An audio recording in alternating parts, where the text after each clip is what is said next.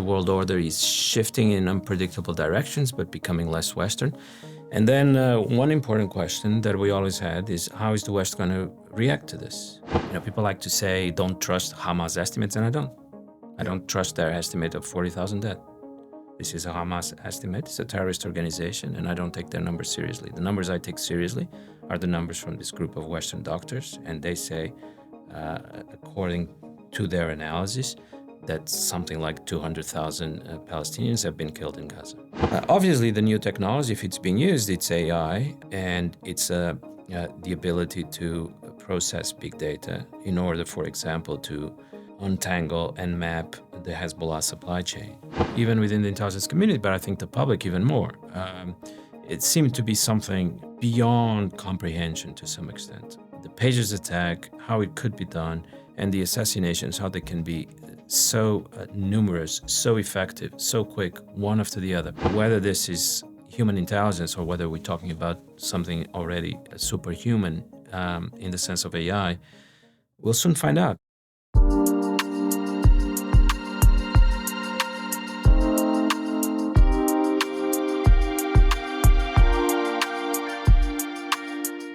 For this episode of Energy Untold, I was joined by Bruno Maçães. Bruno was the Portuguese Europe Minister from 2013 to 2015. He's also the author of 4 books: The Dawn of Eurasia, Belt and Road, A Chinese World Order, History Has Begun, The Birth of a New America, and Geopolitics for the End Time, From the Pandemic to the Climate Crisis. He's also a New Statesman foreign correspondent and a must-follow on Twitter. Bruno is one of the preeminent geopolitical analysts of our time, and it was a privilege to spend some time with him. I hope you enjoy this conversation with Bruno. So, past few days, we've both been at a conference, Energy Disruptors here in Calgary. I guess what were your impressions of the conference? It's always a great conference. I want to learn more and more about energy. As you know, I've been trying to do some work there. It's not something that I could talk very well about 5 years ago. In my previous books that you have here, I think they sound and they look very amateurish when it comes to energy. Mm-hmm. I've been trying to improve, and the conference helps.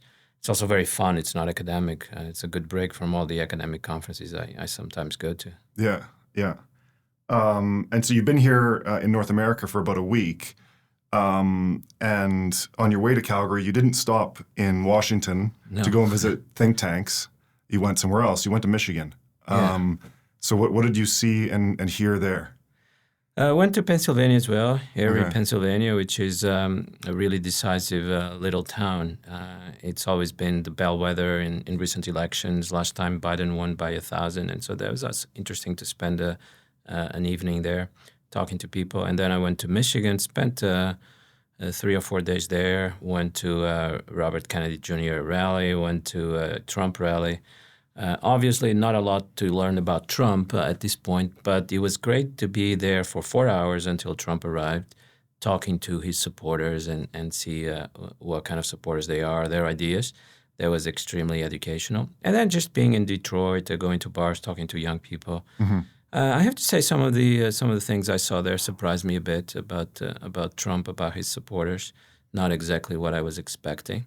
I left convinced, of course, this is 3-4 days there. It's a limited experience, but I left convinced that Trump will probably win Michigan. And I left convinced that there are some structural forces that are independent of Trump and all this stuff on social media, which in the end is quite superficial.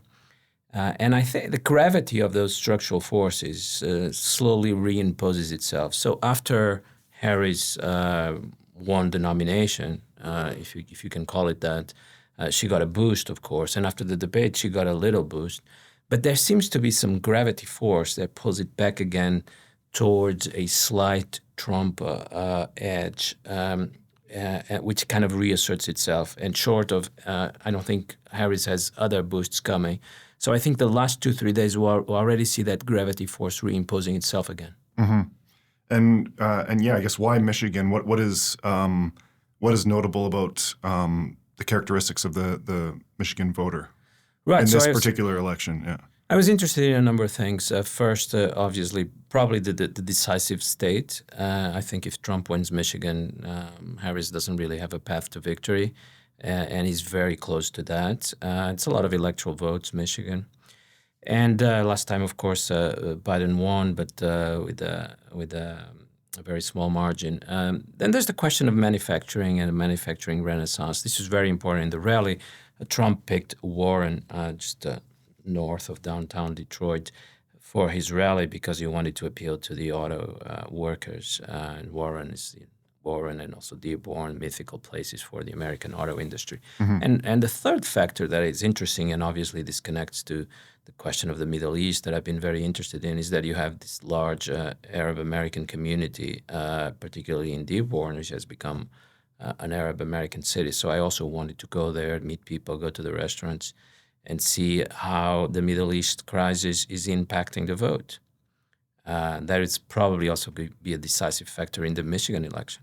And so how many Arab Americans are there compared to adjacent states, like Ohio or Pennsylvania? No, it's pretty large. You have now Arab majority communities there, even in Dearborn. I think that's already the case. Electing Arab American mayors, one of which supported Trump a week ago, so that's caught my attention. Hundreds of thousands for sure. I checked some of the figures. I think Palestinian Americans in Michigan, maybe 30,000, and I believe Lebanese Americans, maybe 90,000. These is all numbers above Biden's margin of victory last time around. Yeah. What do you think the big differences would be from a foreign policy perspective, I guess, between a Trump presidency again and a Harris presidency? It's very difficult to predict what Trump would be like. He sent so many contradictory messages. His first term was also very contradictory on this. You know, he hired a classical neocon figure like John Bolton to represent a policy that was supposed to be a break with neoconservatism. This is the sort of things Trump does. Kennedy, in his rally, said, I didn't like Trump last time around. I didn't like that he picked John Bolton, but it's going to be different this time around. And, you know, there's some signs of that this will actually be a break with traditional American foreign policy.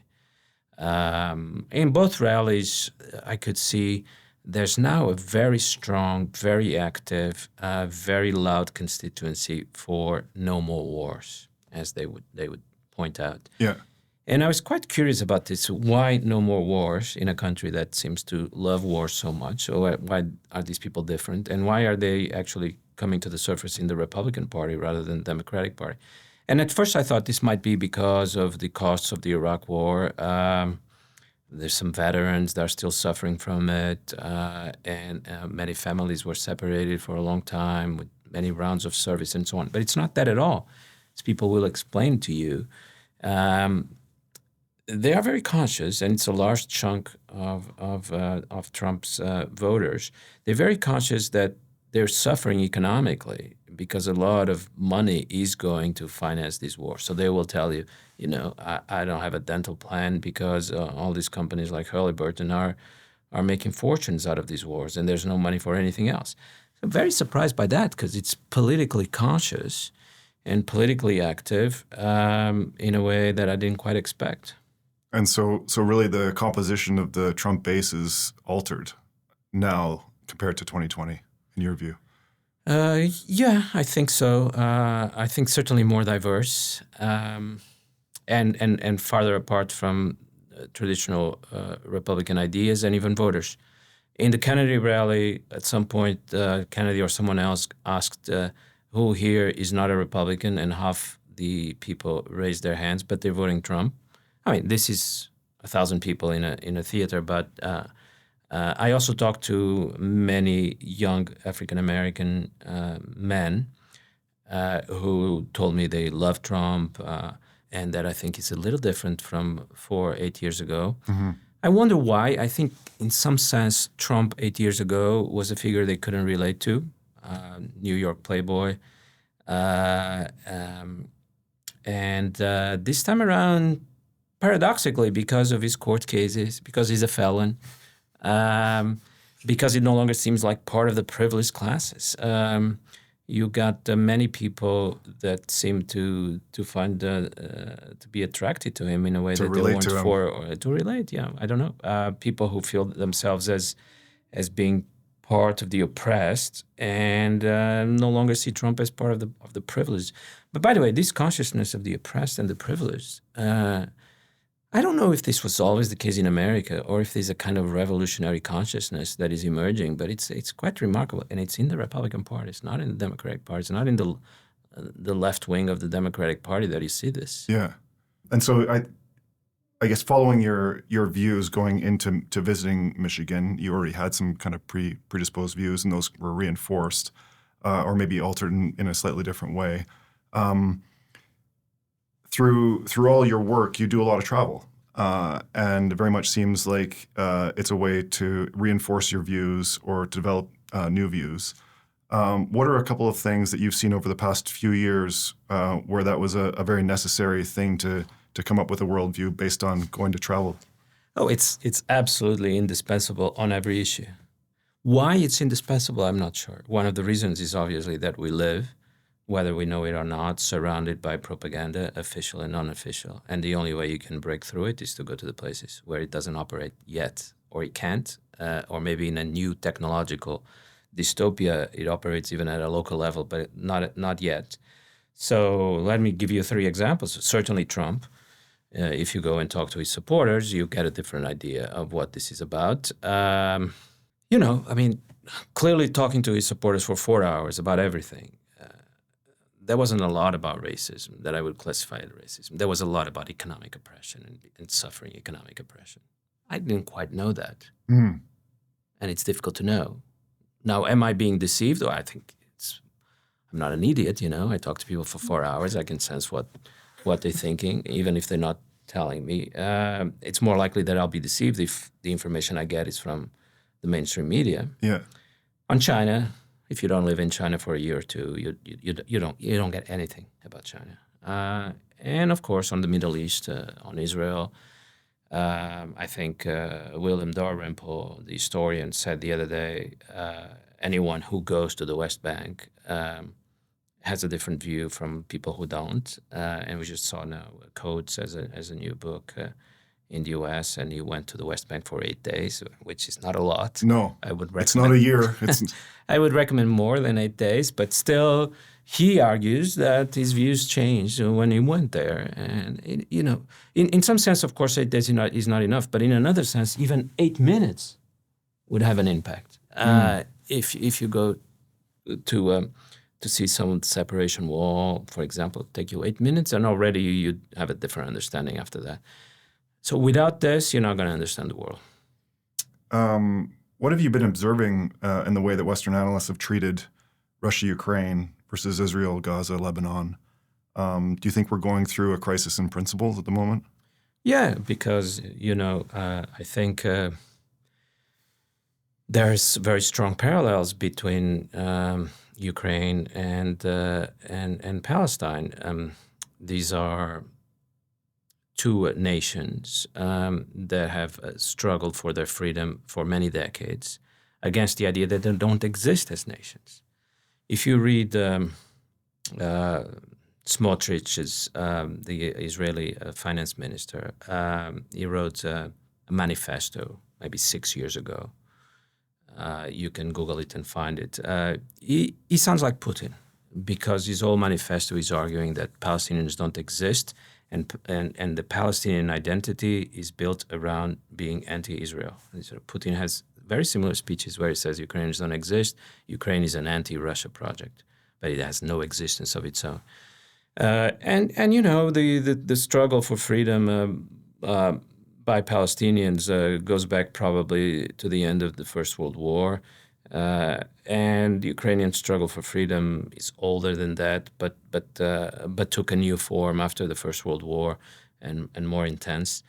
So it actually parallel stories, but we treat them completely differently, to the point of even adopting sometimes by some commentators the perverse idea that it's the opposite, that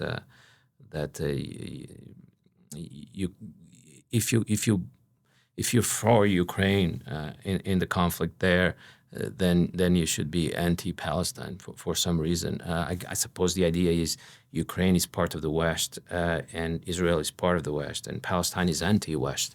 And so we have to be pro-Ukraine and anti-Palestine, which is a sort of tribalistic understanding of world politics that infuriates me, but it's very powerful among many of the commentators that you mentioned. Do you see it continuing for a while? The crisis in the Middle East? Well, no, sorry, just this us versus them mentality. Yeah. No, I see it deepening. The thing is, obviously, the West is struggling. It feels less powerful than it used to be, less hegemonic. The world order is shifting in unpredictable directions, but becoming less Western. And then one important question that we always had is, how is the West going to react to this? And there could be three kinds of reactions. It could be a sort of a reinvigoration and a renewal, where you actually recapture some of the original spirit of the West. Mm-hmm. It's not happening. You could have a sort of acceptance where the West would learn to live with a different world order, where it would be one pole but not the single pole, and that wouldn't be such a negative development, I think. Mm-hmm. And then there would be a third possibility where it would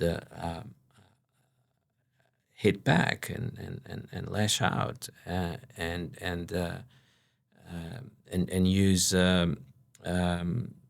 even use violence to try to preserve its status and become more radical and more extreme, and where ideas of resentment and anger would start to proliferate in our societies. Mm-hmm. And I fear this was a possibility that was never very discussed. The debate was always about, is it going to be number one or number two? And I see a lot of signs that probably is going to be number three. People are becoming more resentful, less rational, less able to think in universal terms, much more willing to say we have to clamp down on these challengers to our power. This usually doesn't work in history very well over the medium term, and it does provoke a lot of destruction. When the powers there are declining, try to preserve the status quo. Even monarchies in Europe did this, but it doesn't work in the long term. Mm-hmm. When societies or systems are changing at a deep level, that cannot be stopped with those kinds of ad hoc reactions or with violence. But we'll see how it evolves. You said something a bit provocative over the past few days, in that we'll maybe look back. Well, you said a few things. Not just in the last few days. No, that's true. That we may look back, in September 2024 as when warfare fundamentally changed forever. Yeah. So specifically, Israel's pager attack with Hezbollah. Maybe explain your view on that.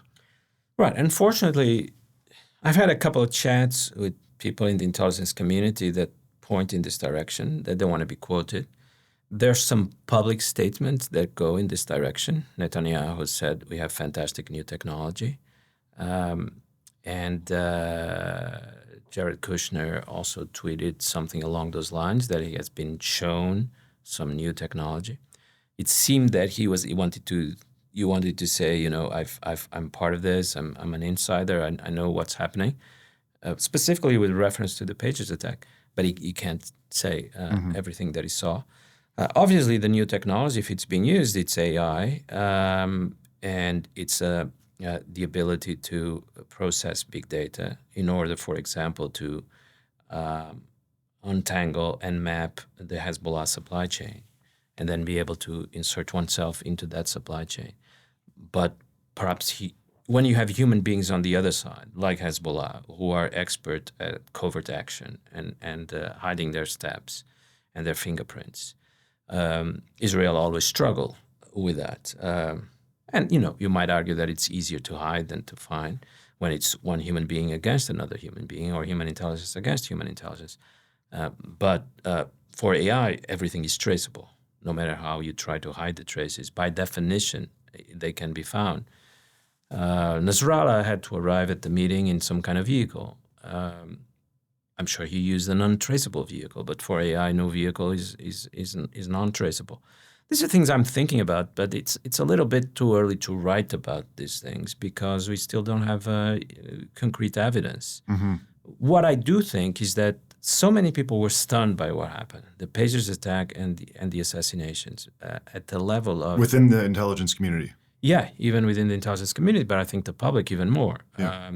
It seemed to be something beyond comprehension to some extent. The pagers attack, how it could be done, and the assassinations, how they can be so numerous, so effective, so quick, one after the other. And everyone is impressed with the technological capacity, but whether this is human intelligence or whether we're talking about something already superhuman in the sense of AI, we'll soon find out. I have my guesses, but it's still a bit too early. Do you still think there's fundamentally an interaction with humans in the decision making, or is there a bunch of the decision making that is still just the AIs and it's in the black box and we don't really know how it came about?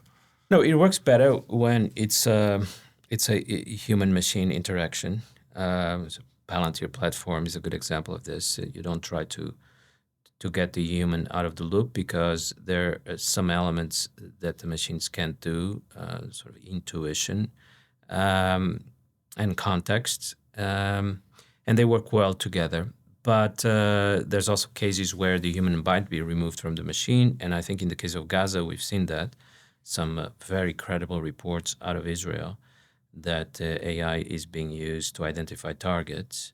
And in that case, it seems clear that once the parameters have been fed into the AI, the parameters could be anyone who has ever had any contact with anyone who has had any contact at 2 levels removed with Hezbollah is a target. And then their location is identified, and they're the target of a missile attack or an air attack. And in this case, the human only fits the parameters, but is not there at the moment of pressing the button and deciding a missile is going to be fired. And I think that is very disturbing. It's something that when I visited Palantir, they said that in their own work, they would never accept this, that there would always have to be a human being making the decision. But these reports that came out in 972 magazine, it's an Israeli magazine, clearly show that there's no human making the final decision. I guess just going back to the conflict itself, what are some potential scenarios over the coming months? An unbelievable destruction. I'm in public saying that I consider what is happening in Gaza genocide, and it will continue. Many hundreds of thousands may be dead by the end. I think the most credible estimate I've seen so far, in fact, just came out yesterday again, a number of Western doctors went to Gaza, and they had already published that estimate, but they told me they would republish it because it didn't get enough attention the first time around. I don't know if it'll get enough attention the second time around. Right. Because I'm sure they were aware that there's a reason it didn't get attention the first time around. But their estimate is about 192,000 dead already. And that's the estimate I'm going with. People like to say, don't trust Hamas estimates, and I don't. I don't trust their estimate of 40,000 dead. This is a Hamas estimate. It's a terrorist organization, and I don't take their numbers seriously. The numbers I take seriously are the numbers from this group of Western doctors, and they say, according to their analysis, that something like 200,000 Palestinians have been killed in Gaza. And I think the destruction will continue. Now we will see the next 2-3 days. Probably this will come out after that. Yeah. We'll see what happens to the Iranian oil fields and refineries, and perhaps there will be an Iranian response. So I think we've now already fully into this spiral that is very difficult to keep under control. Would the Iranian response just be in Israel or other countries in the Middle East? A counter-response. Counter-response. So let's say Israel, bombing of oil facilities or the power grid or something like that in Iran. What does their retaliation look like? There's a lot of speculation in the Telegram channels from the Iranian Revolutionary Guard that there would be a retaliation against other oil fields in the region. there are countries with which Iran does not have good relations anyway, like Azerbaijan. There are other countries that I think they would be reluctant to attack directly, like Saudi and UAE, but not impossible. And then the countries like Kuwait that they think are perhaps so much part of the American orbit that they would consider that. There are countries they would never attack, like Qatar. So I find it difficult to believe that Iran would witness the destruction of their own energy infrastructure without trying to impair energy infrastructure in the region more broadly, and perhaps to hit back at the U.S. at least through higher oil prices. That, of course, could mean that Trump would get elected. But at this point, I'm not convinced that Iran would prefer to have Biden rather than Trump. So, I mean, they have other considerations to think about rather than this, which is a rather distant problem. I guess going back to World War II, where oil was kind of the scarce resource in warfare, how do you see that shaping up now in modern warfare? Is it semiconductors, or is it the whole combination of energy production, semiconductors, and the AI that is the output? Yeah, it has to be the combination because, as we talked a lot in this conference, AI needs a lot of energy. So you can't have AI without new sources of energy. And in fact, with a radical reconfiguration of our energy infrastructure, of the grid itself. So I think the country that manages to have this complex together, semiconductors, AI, and energy, is probably going to be the country that rules the world. Yeah. From 2050 onwards. I guess speaking of semiconductors, how do you rate China's own capabilities these days? So traditionally they've been a little bit behind, but I think it's probably your view that they're catching up. Where would you kind of rate them now? Of course, it's difficult to know absolutely for sure. There's a lot of misdirection. There's a lot of PR, there's a lot of propaganda by the U.S. itself. So it's a full-time job to try to see through all this fog coming from both sides. But, I've always convinced, and I think so far it seems to be the wiser opinion, I was always convinced that China would be able to overcome these restrictions that were imposed on semiconductors by the U.S. Do you think those restrictions actually accelerated their development? Yeah, I'm pretty sure of that. That seems to be what's happening. Because, the problem was always to get the whole ecosystem in China together behind the idea of national production. And that's not that easy to do. Central authorities in China can command certain things, but first of all, China is not the kind of place where they can command everything. It's not North Korea. It has a vibrant private sector. So one of the things you need to live in China to understand. So you might believe that that's not the case. And even if you could command it, it would come at a very high cost. It's just the story of the Soviet Union. You can command certain things, but you pay a price, and even an economic price. And what the U.S. did very generously was to do that for China, to make sure that the big Chinese tech companies had to buy from local semiconductor manufacturers because they couldn't buy in the US or Taiwan advanced semiconductors. And so the national mobilization around this goal of becoming becoming autonomous, self-dependent on semiconductors was actually organized by the U.S. It's almost like the U.S. is providing China with a very powerful and effective industrial policy, which, if it was created from inside, would be much more difficult, much faultier, and much more expensive to do. Yeah. Do you, traditionally China has been considered kind of this fast follower on technology. Do you see it evolving towards an innovator as well? Yeah, so some of the points I made in my earlier books already from 2018, so it's already 5-6 years ago, was that China was going to become this, and I think it's already the case now. With EVs, it's clear that China is doing things that the US and Europe don't know how to do. So it's not just that they're doing it at a scale or they're doing cheaper, is that neither the US nor Europe can do these batteries that China is doing. And even some of the other elements of EVs, even the digital elements, I think China is doing in a way that is beyond our current capacities, to the point that you have many reports in the media about auto executives from Europe and the US that go to China. They're stunned and they say they're better than us. We have to catch up. And now you even hear auto executives in Europe saying that we have to create joint ventures with Chinese companies. But these joint ventures is not to have access to the Chinese market, it's to have access to Chinese technology, which is stunning because it used to be the other way around. Yeah. I mean, here in Canada and the U.S., we're going to have massive tariffs on Chinese EVs. Where do you think things go in Europe?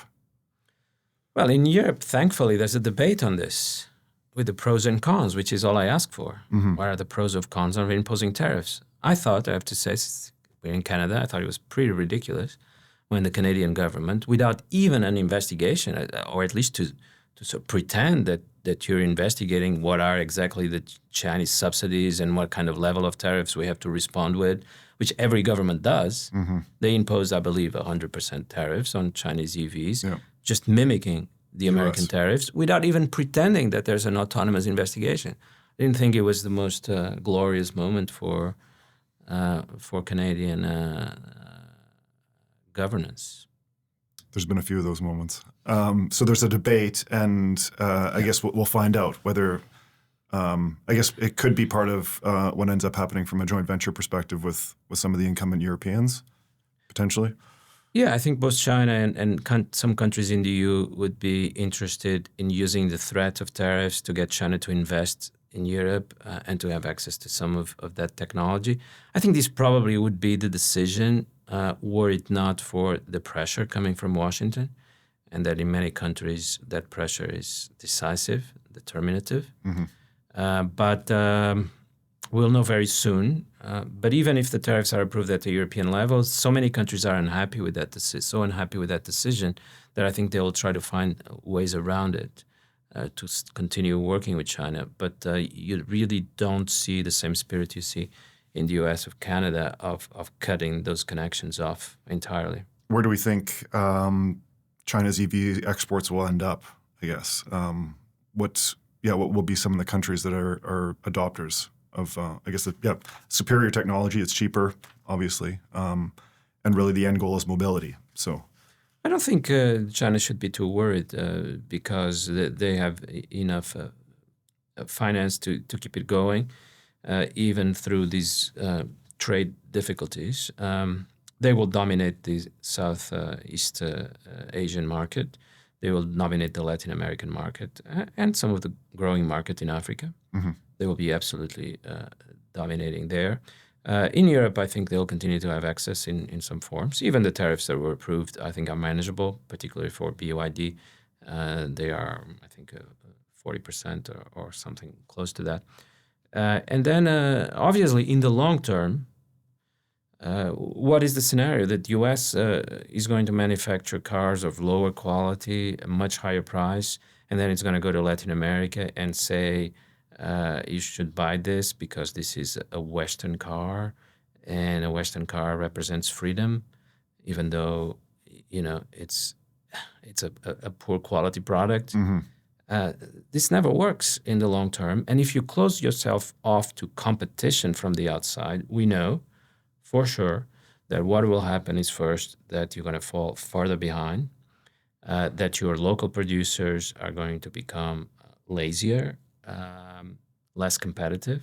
They're going to become addicted to tariffs. Mm-hmm. Instead of trying to improve their product, they're going to be spending their time lobbying the government to either keep the tariffs or increase the tariffs. If in the future China again becomes an economic threat, then the tariffs will go further up. And this is no economic policy, and it doesn't work. We know that for sure. It creates difficulties for China, but it doesn't spur innovation or manufacturing in the U.S. Mm-hmm. So I was an early EV adopter, going back to 2017. And it's been quite disappointing to see the infrastructure build out that is an essential part of the system. Okay.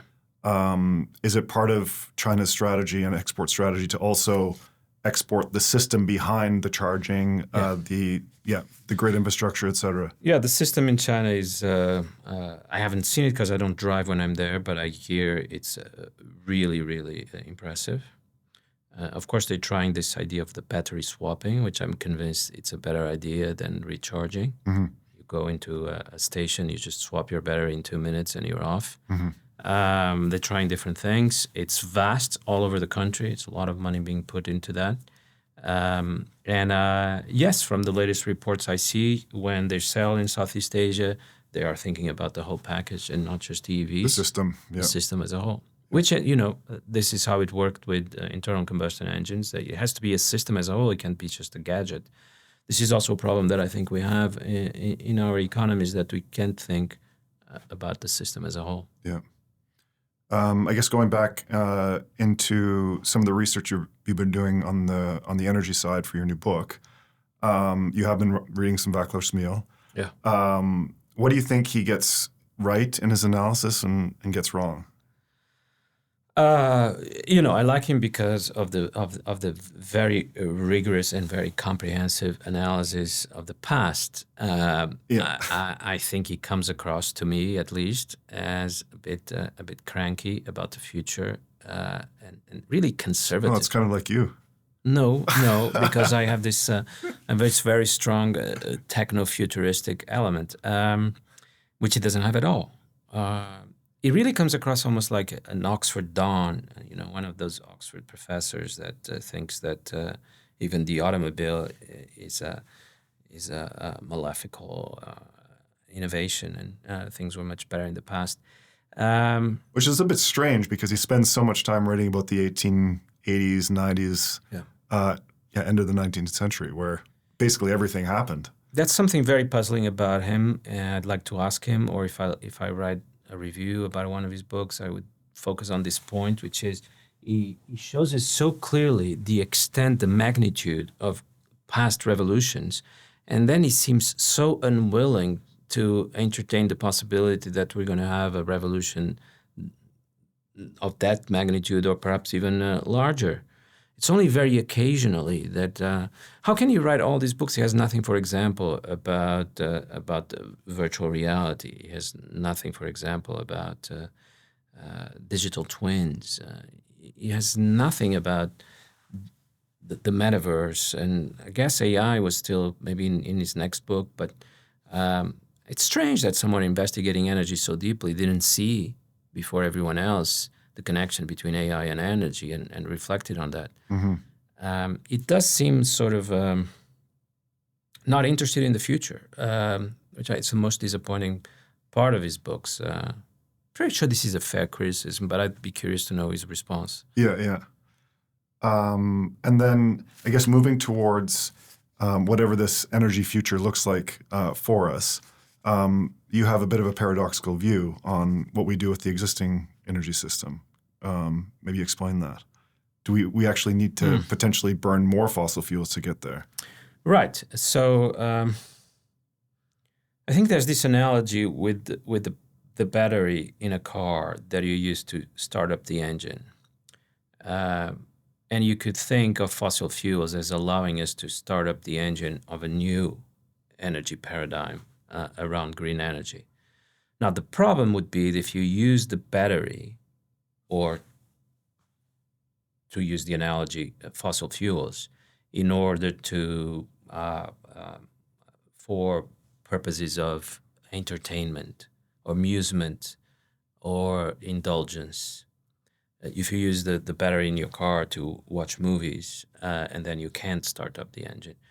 So I think it makes sense to make this distinction, which is hard to make, that maybe we need to use fossil fuels and maybe to intensify the use of fossil fuels in order to create the energy infrastructure of the future, which is very energy intensive and will demand a lot of energy resources, provided we don't waste this reservoir of energy, as we've wasted in the past, for purposes other than creating the energy infrastructure of the future. And it's a very delicate moment where we have limited resources to transition.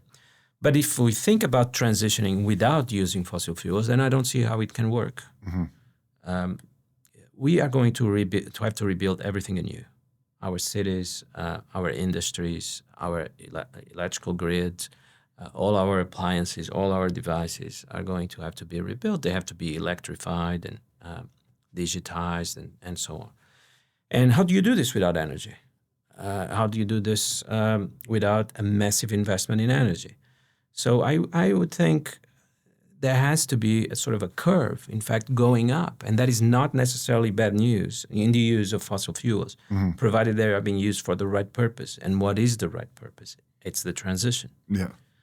But to convince our decision makers and our public opinion to design a plan along these lines and to have the self-discipline to both accept that we're going to have to use fossil fuels for a while longer and maybe intensify the use. But to be able to pick and choose the industries that it's actually desirable to do so. Right. And for the right purposes, this is going to be very difficult to do. But if we look at China, and people are very puzzled, why are they investing so much both in solar, for example, where they're ahead of everyone else, but also in fossil fuels, natural gas, but even coal, opening many coal plants.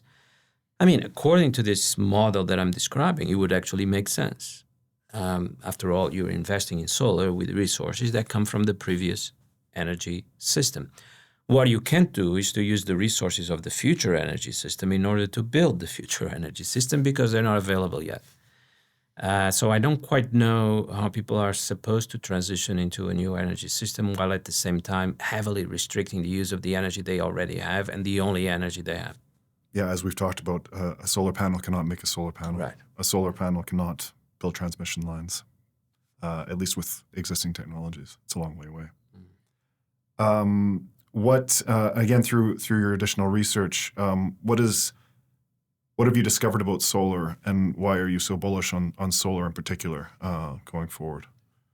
Some philosophical points about solar that will come out in the book. I'm very interested in the idea of energy as flow.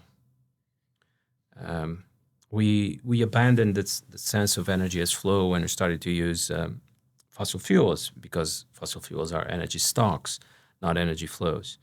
And the idea of an energy flow with much lower entropy is attractive. And that, I think, is what solar promises. I'm also attracted by the idea that solar, in fact, as opposed to what people think, is high tech. You couldn't have solar energy as we have them today with solar cells, photovoltaics, without the 1905 Einstein paper on the photon. I think there's a mistake when people assume that solar means we are going back to the caveman era, where we use the sun to warm up our bodies lying on the grass. There's an idea of solar as primitive, but it's quite the opposite, that it allows us to move into a world of superabundant energy, a world of energy flows, a world where energy is dematerialized. Because the attraction of solar energy is that there are no moving parts, there's no turbines, there's no waste. This to me seems like a vision of the future that no other form of energy offers, not even nuclear. And it's an attractive vision. You could even say, not an expert, not a physicist, but you could even say that solar energy does not increase entropy, but reduces it, impossible as it may sound at first. It doesn't reduce it in absolute terms, but it reduces in relative terms. If you think that the energy from the sun that would hit the ground or buildings and dissipate in the form of heat, if you replace that with solar panels that capture that energy and use it for other purposes, that entropy, if you compare the two scenarios, entropy has been reduced. That less entropy is being created. And so that have a solar energy system is actually a way to reduce entropy, which is quite remarkable because with with global warming, what we realized is that our energy paradigm is unsustainable because of the levels of entropy that it creates. So it's these kind of very philosophical points that attract me to solar. Mm-hmm. That's how I got there. It's not through the technology itself. And that's just with solar panels here on the ground, not even up in space or in orbit.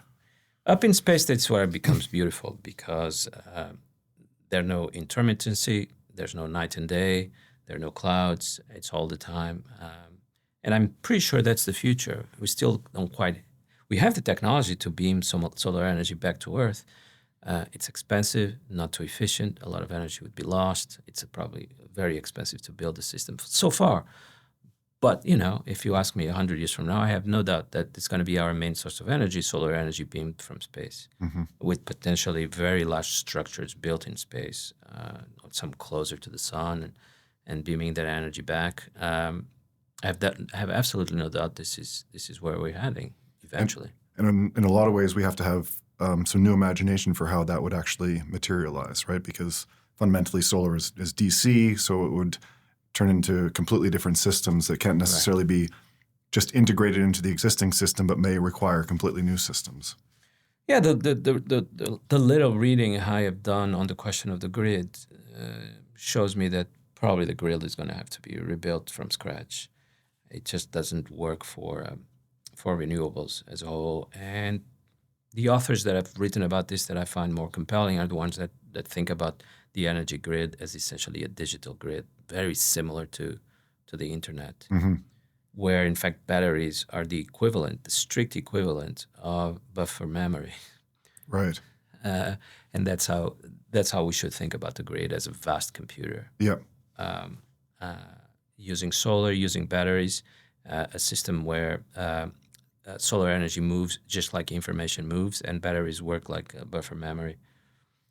And we were talking about this in the past couple of days, but this is way down the line, but comparing the AI data center demand currently and why nuclear is so attractive is the capacity factors are so high, the production of nuclear is so predictable, and that's really what data centers need at the moment.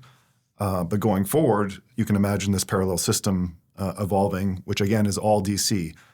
So now you've got nuclear going to AC and then back to DC in compute, whereas a solar battery compute system is all DC. So there's opportunities for a lot of energy savings throughout that process. Well, Bruno, I've been a fan of your work for years. I'm very much looking forward to your new book. Thanks for taking the time. This is great. It was a great pleasure.